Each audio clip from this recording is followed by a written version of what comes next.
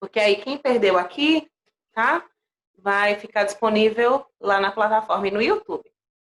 Tá, pessoal? Então, boa tarde para todos, né? Sejam bem-vindos. Eu vou fazer aqui uma revisão meio mais rapidinha, certo? Aqui para vocês. E qualquer dúvida, pessoal, vocês podem ir falando, certo? Ativem o áudio, qualquer coisa, podem me interromper, certo? Então, pessoal, o primeiro assunto dessa segunda unidade que eu falei para vocês foi sobre o idoso hospitalizado, certo? Então, a gente vê nessa aula uma percepção tanto dos profissionais, certo? Quanto dos idosos em relação a essa internação, tá?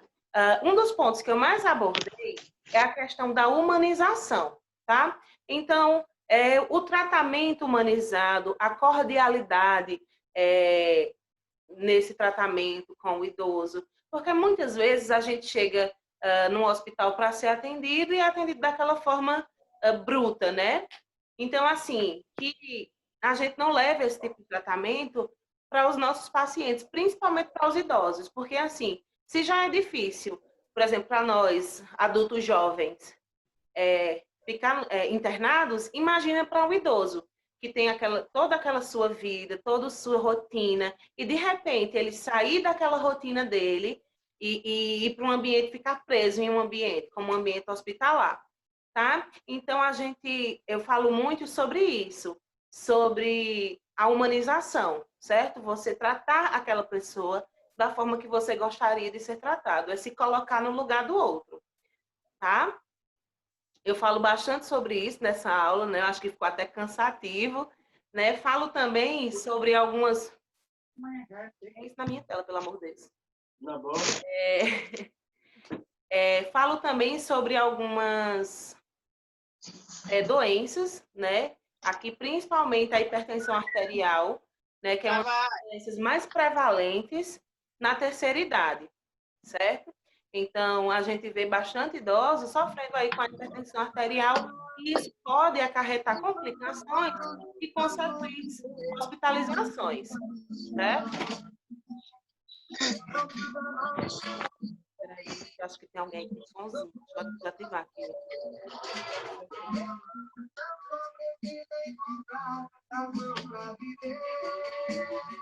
Tem mais um pagodão aí, ó.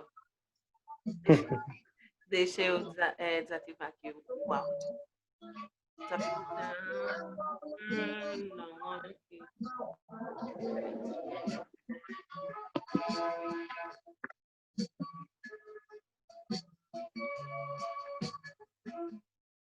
Pessoal, eu não estou conseguindo desativar o áudio. Por favor, quem tiver com o áudio ligado, que está esse som aí, por favor, desativa. Certo? Então, assim, a hospitalização, pessoal, gera para os idosos um aumento de fragilidade, tá? Medo, além de sofrimento. Então, a gente, como profissional, a gente não vai só estar cuidando da doença em si. O paciente ele está aqui, por exemplo, com o pé diabético, está internado. Eu não vou só cuidar daquele pé diabético. Eu vou cuidar do idoso como um todo.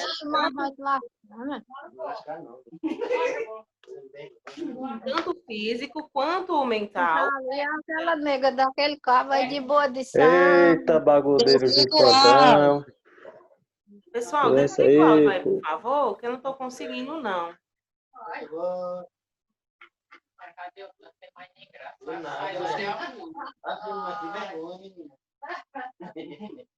Olha o onda do velho. Ainda não, menino.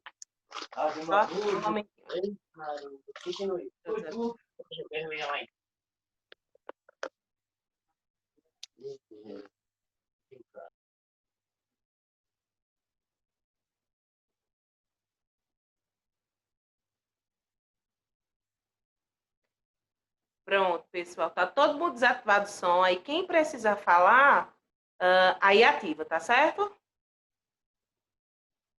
Olha só. Caso tenha alguma dúvida, aí pode ligar o som e me interromper, certo? Então, assim, nesse momento de fragilidade do idoso, a gente não vai só cuidar daquela daquela enfermidade em si. A gente tem que cuidar desse idoso como um todo, porque ele está passando por um processo de sofrimento. Quem é que quer ficar internado? Acho que ninguém quer, né? Então, a gente não tem que cuidar só da doença, mas cuidar do estado geral do paciente, tanto emocional, né, psicológico, quanto físico, certo? Então, nós somos uma rede de apoio para esses pacientes. Assim, essa questão também do tratamento impessoal, né? O idoso, pessoal, ele tem nome. Então, quando a gente chega com aquela questão de tratar, oi, vozinho, oi, vozinha, a gente tá tirando ali, despersonificando aquele ser humano, né? Então, isso já parte do lado da psicologia. Então, a gente entra nesse processo aí de estar despersonificando esse idoso, né? Então, ele tem um nome, ele tem uma família, então cabe a gente tratá-lo de forma cordial, né? E não despersonificando esse idoso. Deixa eu dar uma adiantada aqui.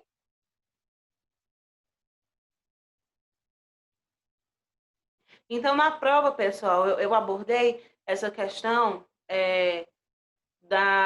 do tratamento humanizado, certo? Como o tratamento ele deve ser feito nos idosos, a questão realmente da gente estar tratando esse idoso de forma mais cordial, de forma mais humanizada. Certo? A questão também, pessoal, da autonomia desse idoso, certo? Porque às vezes a gente pensa, não, é idoso, ele não tem direito de decidir sobre nada.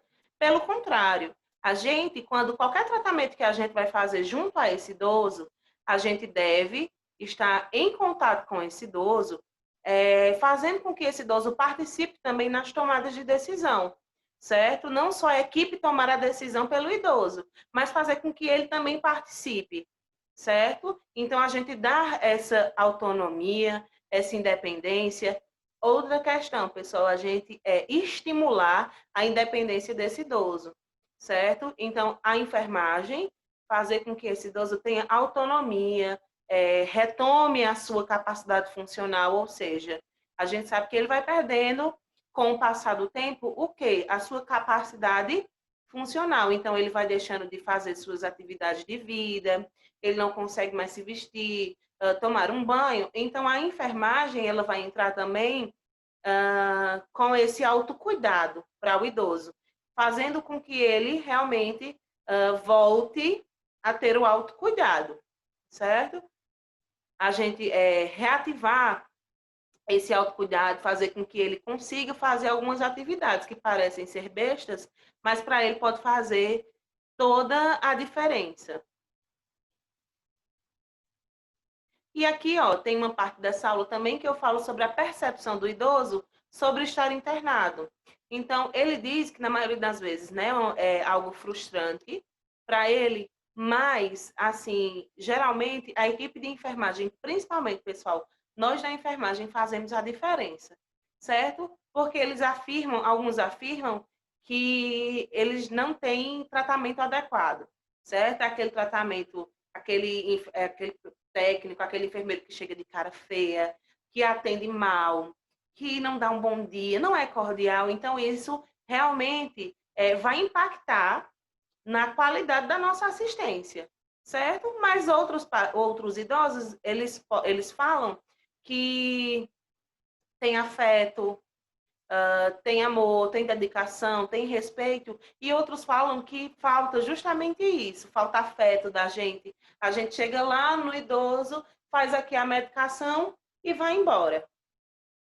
Não, é o fato de você chegar, de você se apresentar, de você dar um bom dia, de você dizer qual é o procedimento que você vai fazer. Gente, isso é básico para a enfermagem, mas tem gente que, acho que com o passar do tempo, vai esquecendo, né? Essa questão do afeto com o paciente, a afetividade. E a gente tem que manter isso vivo. E os idosos, eles sentem principalmente essa falta de afeto, tá? Outros, eles já afirmam ter realmente um cuidado maior, a equipe de enfermagem ser prestativa, conversam, esclarecem dúvidas, cria vínculos, né? Vocês vão ver na vida profissional de vocês que vocês vão criar vínculo com os pacientes de vocês, tá? É extremamente gratificante, assim, você conversar, você está ali todo dia participando da evolução daquele paciente, né? Então, você vai criando vínculos, certo? Principalmente com os idosos, tá?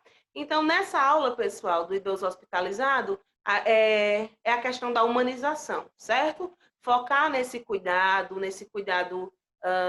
nessa visão holística de ver o paciente como um todo e não só como foco de doença, certo? Mas ver ali uma pessoa com sentimentos e emoções, né? Que podem estar ali afetando esse processo de internação e fazendo com que esse processo de internação, hospitalização, seja mais leve para o idoso.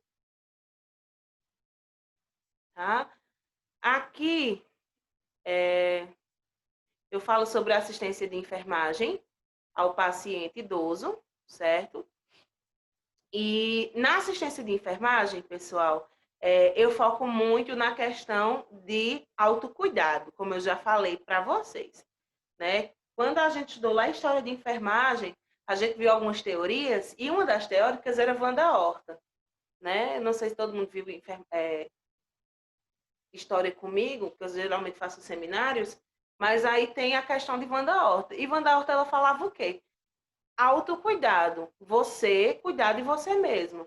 E com os idosos, com o passar do tempo, eles vão perdendo essa questão do autocuidado. E a enfermagem, ela vai ajudar o idoso no que ele precisa, no que ele não consegue fazer, certo?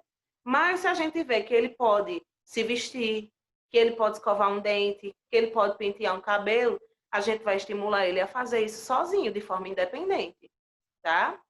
Para que ele vá retomando a sua independência. Obviamente que a gente vai ser fiscal. Professor, Oi, pode falar. se então, no caso, ele tiver mais o acompanhante, Certo. no caso, a gente vai falar para o acompanhante que tem que deixar ele, se puder, ele fazer isso por ele, né? Sim, a gente vai ensinar não só ao idoso, mas como a família, porque a família vai ter papel fundamental, certo? Nessa recuperação aí dessas atividades, tá? A gente ensina não só ao idoso, mas a família também tem papel fundamental nessa questão do autocuidado, porque muitas vezes a gente vê um idoso lá e tá alguém penteando o cabelo, fazendo isso, mas se o idoso consegue fazer, por que ele não está fazendo? Tá? Então, a gente deixa ele fazer, porque às vezes o idoso ele se sente depressivo, frustrado, ele diz, meu Deus, eu não consigo nem pentear meu cabelo, que tem alguém que faça isso por mim. Então, assim, a gente vai fazer com que ele retome e também falar com a família, né? A família é fundamental. Parabéns aí pela pergunta. Olha só, assistir enfermagem significa fazer pelo ser humano tudo o que ele não consegue fazer por si mesmo, certo? Ou ajudá-lo quando parcialmente impossibilitado, ou ensiná-lo e encaminhá-lo quando há necessidade de assistência complementar. Ou seja, a gente vai fazer por ele o que ele não consegue fazer. Se ele consegue pentear um cabelo, escovar um dente, tomar um banho de forma independente, ele vai fazer, certo? A gente pode estar ajudando. Ah, mas se ele consegue fazer, a gente deixa ele fazer sim.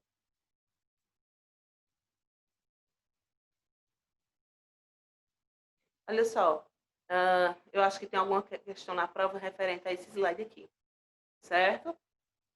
E eu digo assim, faz necessário, portanto, o desenvolvimento de uma estrutura teórica que auxilie os profissionais de enfermagem a identificar e avaliar corretamente as demandas desse grupo etário, ou seja, é necessário que a gente saiba o que está faltando ali naquela faixa etária para a gente atender às expectativas, certo? Então, aumentar as condições de saúde, certo? A gente fazer com que essas condições de saúde desses idosos venham a aumentar, minimizar as perdas e limitações, certo? Que vão chegando com o passar da idade, então a gente tem que minimizar isso, né? Fazer com que essas perdas sejam mínimas. Isso vai acontecer como? A gente vai estimular ele a fazer aquilo que ele consegue fazer.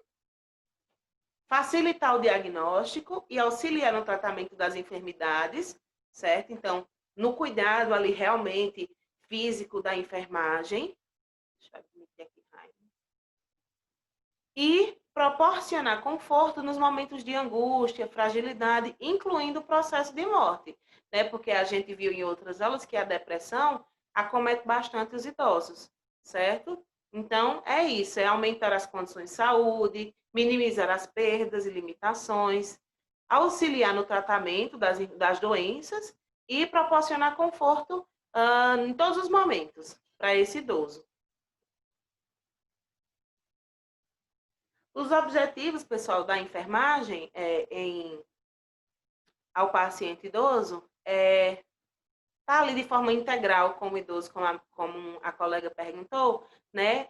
Também dar assistência à família, fazer com que a família participe, a comunidade, certo? Desenvolver ações educativas, ou seja, estar educando esse idoso, principalmente para o autocuidado, estimular a participação ativa do idoso e, quando necessário, de seus familiares, tá? No autocuidado.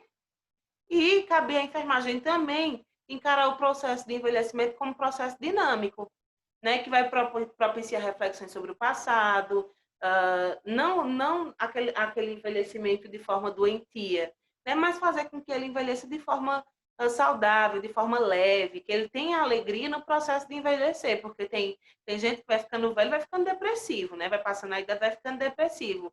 E a gente tem que fazer com que ele se sinta bem, né? Que isso é um processo natural de todo ser humano, né? A gente nasce já envelhecendo, tá? Então, focar no presente, discutir os planos futuros, né? E garantir a humanização e o respeito, certo? Para todos os idosos. Vocês têm alguma dúvida sobre isso? Posso passar adiante? Pode passar. Certo. Deixa eu vir para cá, que aí começam as doenças. Olha só, eu coloquei as 2 últimas aulas, foram sobre algumas doenças que elas são mais prevalentes na terceira idade, certo? São recorrentes da terceira idade, né? A primeira de todas, pessoal, que eu coloquei foi a diabetes, certo? A diabetes, todo mundo já sabe, acho que todo mundo já estudou em clínica médica o que é diabetes, eu não preciso estar aqui repetindo, certo? Mas a gente sabe que é o excesso de açúcar no sangue, né? De glicose no sangue. A glicose, ela geralmente é armazenada pelo fígado e pelos músculos, certo? E no tipo 2, que é o tipo que mais acomete os idosos, né? O músculo e o fígado, eles não conseguem estar ali absorvendo tanta glicose. E o que é que acontece? Fica glicose no sangue, certo? Gerando aí uma demanda maior do pâncreas para liberar insulina para diminuir esse açúcar. Ficou claro para vocês?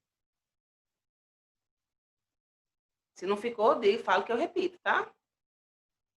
Pode Repete, repetir, professora? Repito. Certo. Olha, a diabetes tipo 2, tá? Tipo 1 eu não vou falar porque fica mais para os jovens, certo? O tipo 1 geralmente acomete crianças e adolescentes.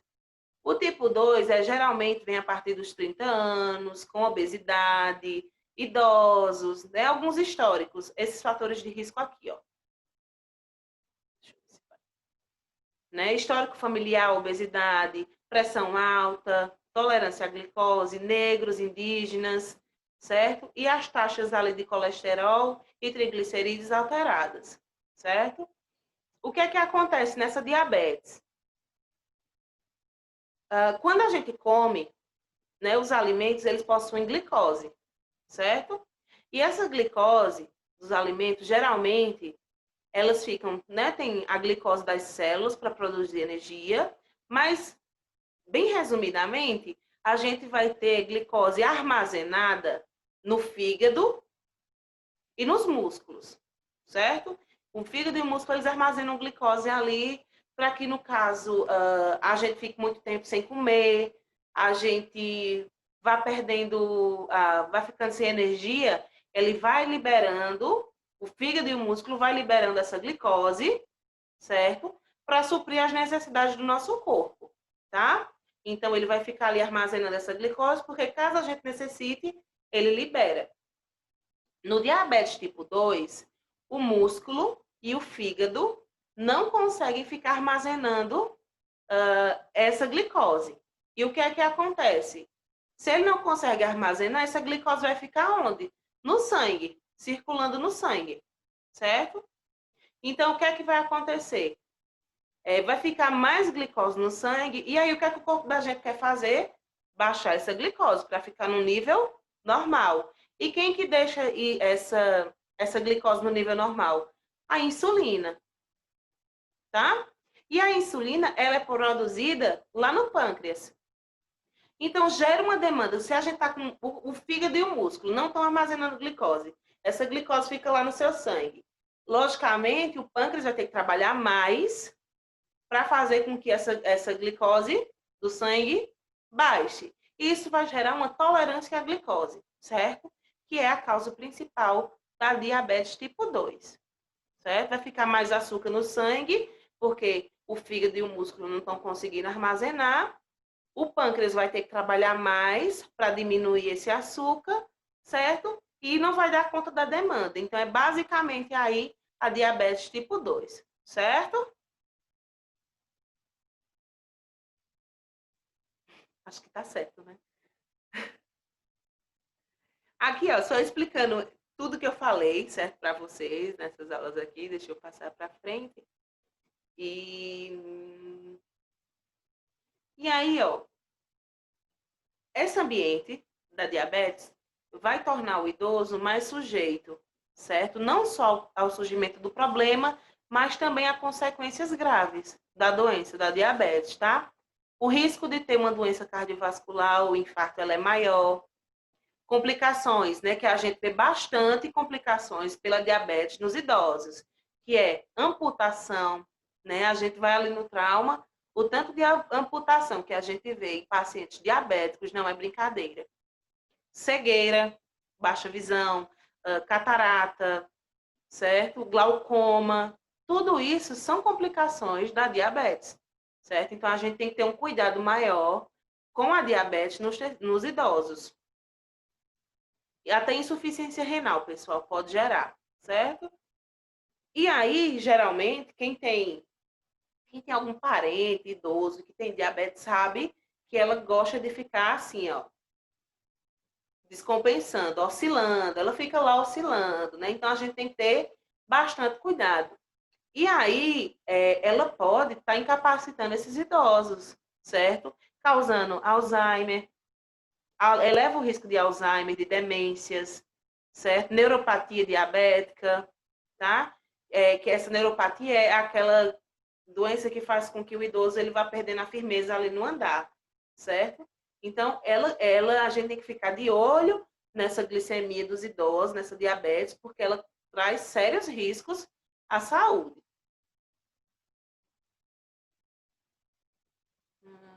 Olha só, e como a gente vai perdendo a glicose que está lá armazenada no músculo, ou seja, o músculo não está conseguindo armazenar a glicose, vai acontecer o quê? Diminuição da massa muscular, certo? A massa muscular, essa perda de massa muscular na terceira idade, a gente já viu em outras aulas, que isso acontece de forma natural, né? E gera um fator de risco maior, porque está perdendo massa muscular. O músculo que tem não está conseguindo absorver a glicose, certo? É um fator maior de risco aí, principalmente para quedas, certo?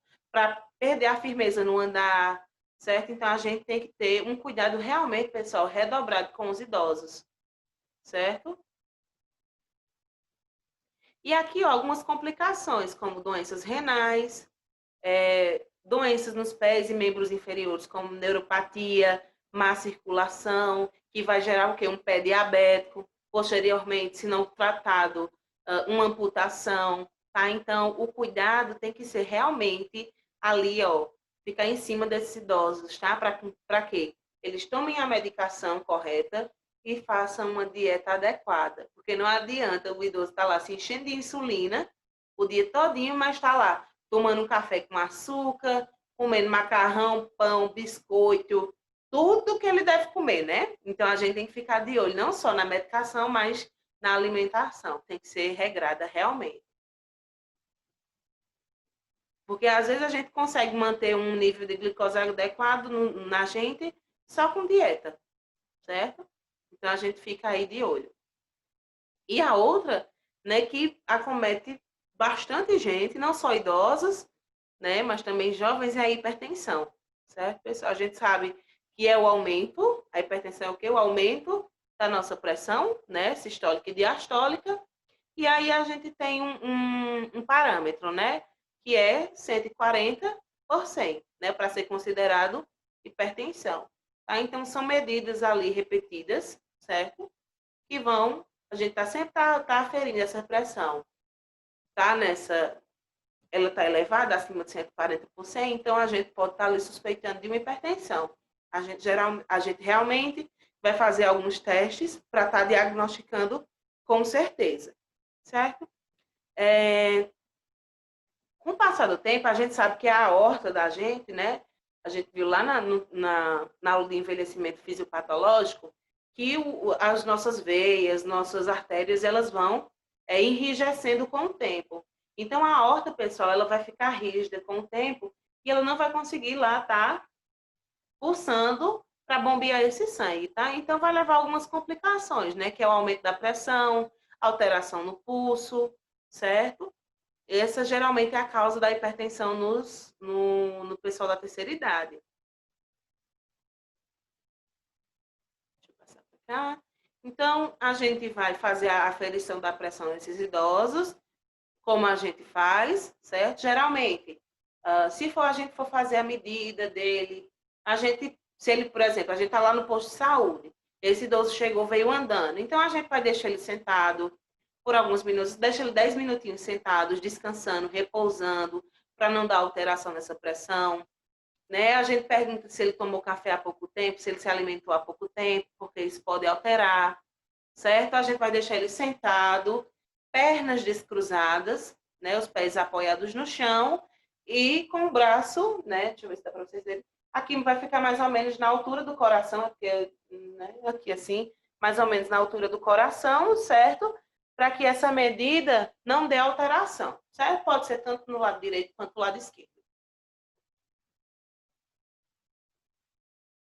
E outra coisa, pessoal, eu não sei se vocês já fazem essas práticas em idosos, né? Mas quem já faz, quem afere pressão idosa, a gente já sabe que é difícil a ausculta, certo? Geralmente, a gente escuta uma pulsação baixinha. Então, ó, atenção redobrada nos ouvidos da gente, para a gente fazer uma ausculta de forma correta, tá? Para não dar nenhum tipo de alteração na pressão desses idosos. Então, ó, a gente geralmente, para não dar nenhum tipo de erro, afere nos dois braços para ver se está compatível, certo? Geralmente tem idosos que eles têm medo de consultório, né? A síndrome do jaleco. Então, tá fazendo essas medidas repetitivas, tá acalmando esse idoso para poder aferir essa pressão, ou até indicar um mapa mesmo, que ele passa lá 24 horas aferindo a pressão. Certo? Aqui na hipertensão, ela pode trazer alguns riscos, tá? Para a saúde do idoso, como alterações no fundo do olho, insuficiência renal, doença cerebral, arteriosclerose, tá? Diversas complicações, certo? Então, essa foi a nossa hipertensão. Vocês têm alguma dúvida? Não, posso passar.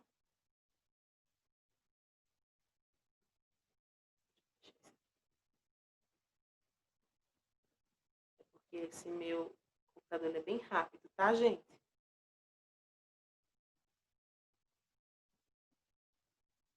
Olha só. E aí, por último, tá? Para a gente encerrar já, para eu não tomar tanto tempo aí de vocês, eu trouxe alguns tipos de outras doenças prevalentes na terceira idade, certo? A primeira, pessoal, que eu trouxe foi a doença de Alzheimer, certo? Que são algumas demências.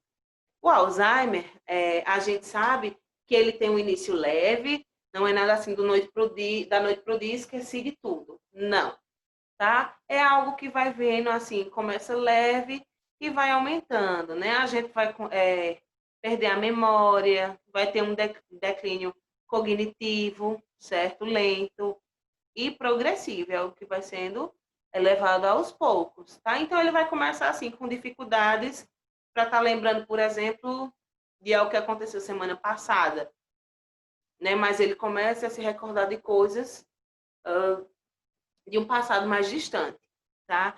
Então, essa é uma das características da doença de Alzheimer. A gente tem também a demência vascular, que ela geralmente tem um início assim, chega de vez, é abrupto, certo? Chega de vez, tá? E geralmente após algum episódio vascular, certo? Pode ser até por um AVC, certo? E vai ter deterioração em degraus, ou seja, vai ter dia que vai apresentar melhora, vai ter dia que vai apresentar pior, certo? Essa é a demência vascular.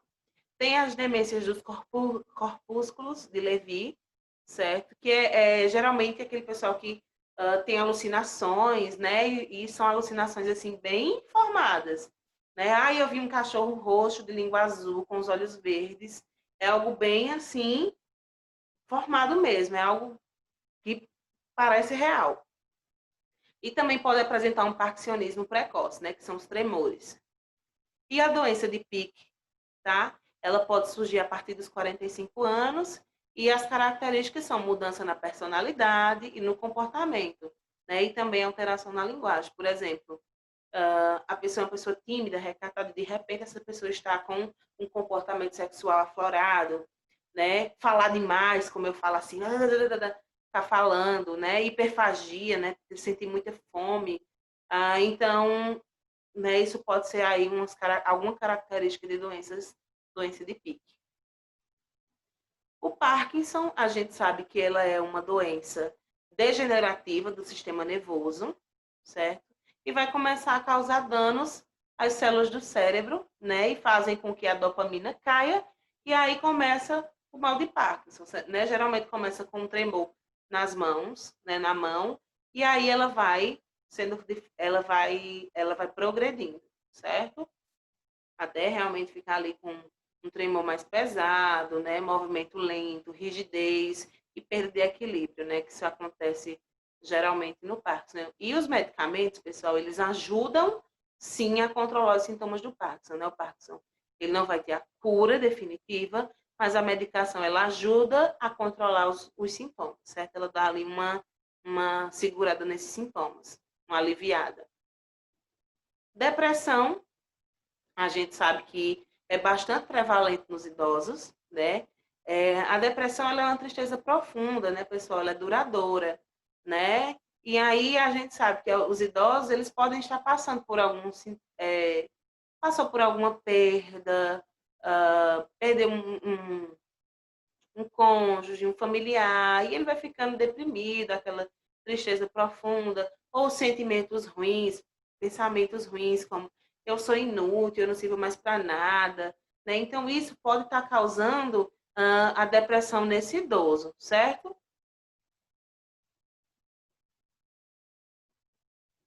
E aí, para a gente reconhecer essa depressão no idoso, às vezes é difícil, certo? Às vezes a gente pode achar, a gente vê um idoso triste, acha que isso é normal para a idade, né? Mas a gente tem que ter ali realmente um olhar e um faro diferenciado para esses idosos, tá? Para a gente estar aí realmente observando essas mudanças. AVC, tá, pessoal? AVC, vocês já viram também, a gente sabe que pode ser isquêmico, né, ou hemorrágico. Isquêmico é quando falta ali oxigenação, falta de circulação e oxigenação naquele local específico. E hemorrágico é quando a gente tem um rompimento de algum vaso, né, e causa um sangramento, certo? E aí o AVC, eles podem incluir dormência súbita nos membros, né? Geralmente a gente fica com um lado do corpo paralisado, né? A gente não consegue ter expressões faciais, a gente tem só de um lado assim e o outro fica parado, né? Alterações visuais, movimento facial também ele vai ficar modificado, tá? Dores de cabeça e também instabilidade no nível de consciência. Ele pode estar rebaixando aí a consciência. Professora, Oi. tipo, assim, na questão do acidente vascular, você ficar sem enxergar por um minuto, escurecer a visão. Acontece. Certo? É normal Certo. também a gente ter essa perda de visão. Porque vai depender muito da área do cérebro onde ocorreu esse acidente. Certo? E se for perto da local do cérebro, onde está responsável pela visão, certo? A gente vai ter realmente uma perda aí visual, às vezes ela pode ser, né, de forma duradoura, ou às vezes ela pode ser de forma rápida, certo? Às vezes há o edema, a falta de oxigenação, ou o sangramento, resolvendo isso, volta, certo? Às vezes as Certo. sequelas elas são maiores. E aí, pessoal, a gente tem diversos fatores de risco para o AVC. Deixa eu só... Rafaela tá aí? Rafaela da noite? Tá não, né? Deixa eu mandar o link para a bichinha para ela entrar aqui no final. Ai, meu Deus. Bichinha.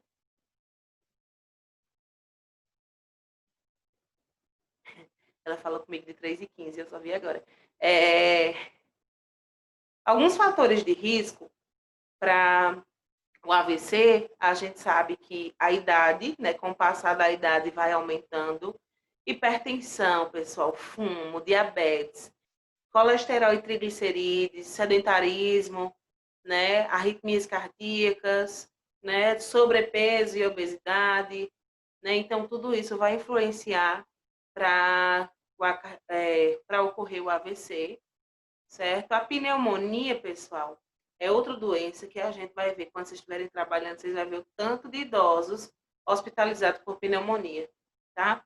Porque quando a gente vai descobrir uma pneumonia, o idoso já tem passado tempos, né? Porque geralmente em adultos jovens, crianças, adolescentes, a gente começa com o quê? Febre, dor no corpo, tosse, né? Produção de secreção.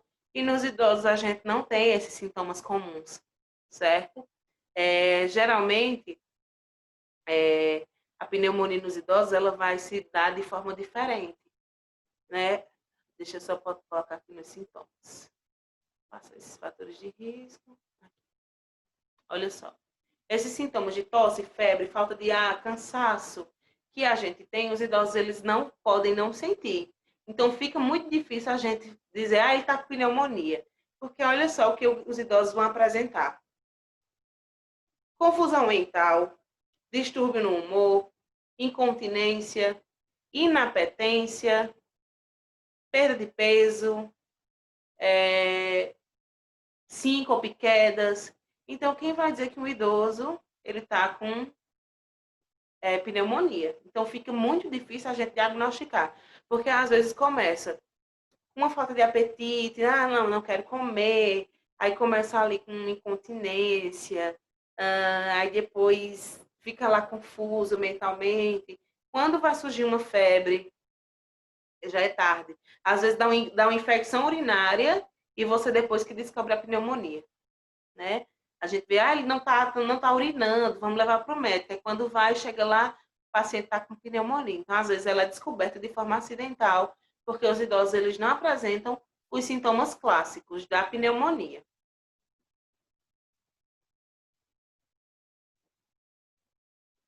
Infecção urinária é bastante recorrente, né, nos idosos.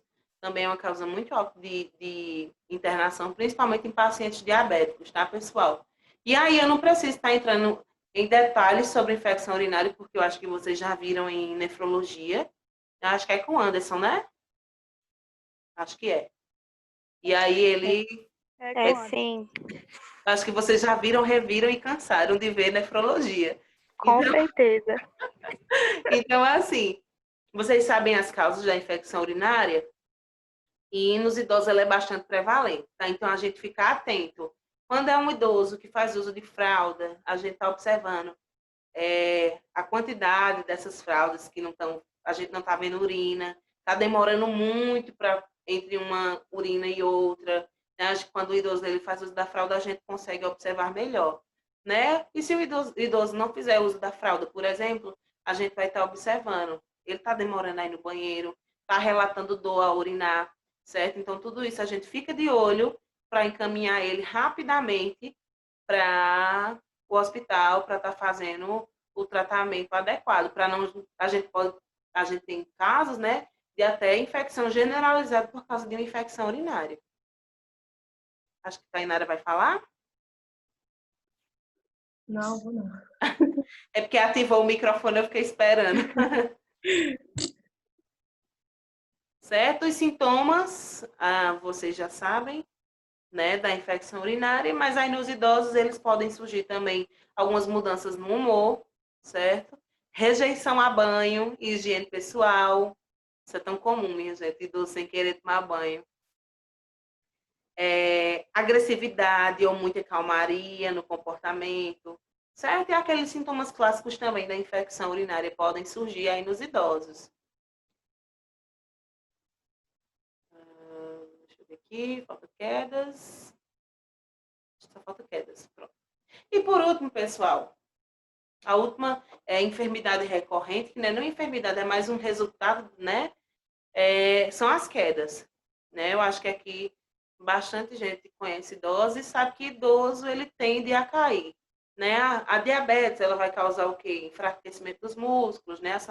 O próprio envelhecimento vai causar sarcopenia, que é a perda de massa muscular, e tudo isso vai favorecendo para que esse idoso caia, certo? Então, a gente tem aí altos índices de queda na terceira idade, tá?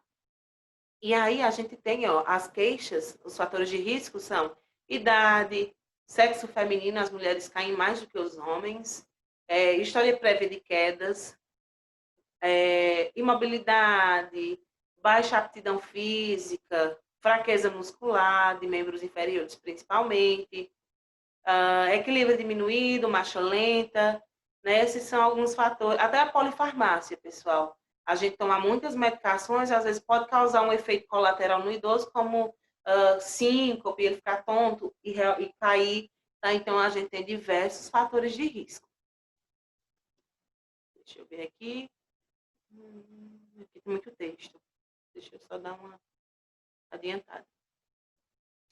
A gente tem fatores para quedas tanto intrínsecos, que vêm de dentro do idoso, quanto causas externas, que são as causas extrínsecas.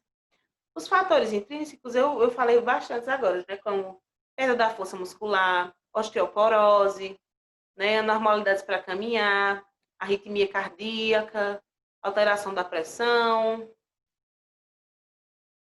artrose, depressão. Tudo isso vai contribuindo para que esse idoso ele venha a cair, certo? Parkinson, ele não vai conseguir ter marcha ali de forma correta, ele pode cair. Disfunção, diminuição da visão, audição, né? Câncer, tudo isso. Deformidade nos pés, né? Aquelas joanetes dolorosas, né? Pode fazer com que ele caia, certo? E até unha grande mesmo, tá? Porque tem idosos que não gostam de cortar a unha do pé, não. Isso pode fazer com que ele venha a cair. E os fatores externos, certo?